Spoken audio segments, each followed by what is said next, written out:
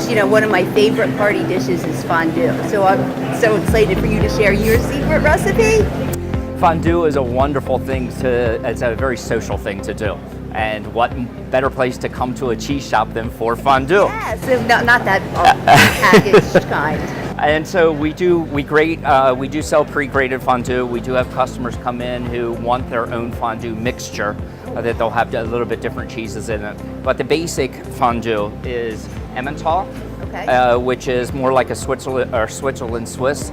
And in our recipe, we use 3/4 of a pound of the Emmental and then 1/4 pound of Gruyere. The Nice. Gruyere gives it a little thicker consistency, and it also gives it more flavor. And I brought this out. This is not Gruyere, it's a Comté, but it's basically the French version of a Gruyere. Okay. And we cut these wheels down then, and we then grate, like I said, the Gruyere and the Emmental to go into the fondue. And so what you do with the fondue is, now this is a pound, basically good for about 4 people. Okay. I like to mix a little cornstarch in with it so that it helps it to thicken. You take the ceramic pot and you rub it with some garlic. Oh, that's a good tip. And then put the wine in it, and then add the cheese and just gently heat.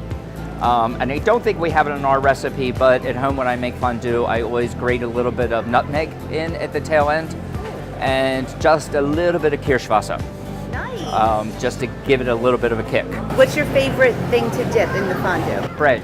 Bread? That's a classic, a good crusty baguette Okay. to dip in the fondue. Oh, Bruce, I can't wait to try it. Thank you for your recipe. You're welcome.